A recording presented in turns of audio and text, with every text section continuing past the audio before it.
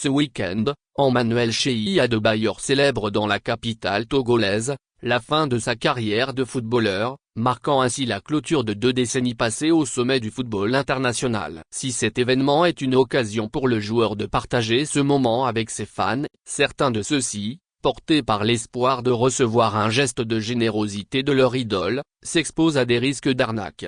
À Lomé, un tableau a été installé devant la maison de la star à Djidjolé, invitant les fans à y inscrire leurs vœux pour Adebayor. Cependant, ce mur de messages a rapidement pris une tournure inattendue. En plus des hommages, de nombreux fans y ont également inscrit leur numéro de téléphone, espérant recevoir un soutien financier direct de la part de l'ancienne internationale. On ne sait jamais. Un transfert T-monnaie de sa part pourrait m'aider à payer mon loyer ce mois-ci, confie un conducteur de taxi-moto, illustrant les espoirs entretenus par une partie des fans.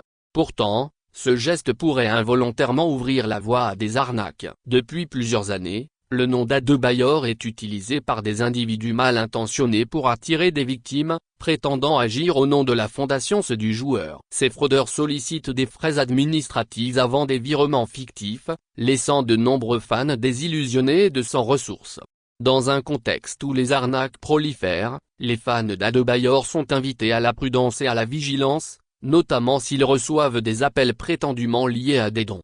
Adebayor, aider un être humain est encore mieux que de marquer un beau but. Cette célébration attire des légendes du football africain et européen, venues à Lomé pour rendre hommage à Adebayor, dont l'apport au football togolais reste inestimable. C'est lui qui, en 2006, a contribué à qualifier le Togo pour sa première et unique Coupe du monde de la FIFA. Aujourd'hui, Emmanuel Adebayor souhaite se consacrer au développement de la prochaine génération togolaise, inspiré par son propre parcours ainsi que par les épreuves rencontrées, notamment l'attaque tragique subie par l'équipe togolaise en 2010. C'est maintenant que je réalise qu'aider un être humain est encore mieux que de marquer un beau but en Premier League ou en Ligue des Champions, a-t-il confié récemment à la BBC.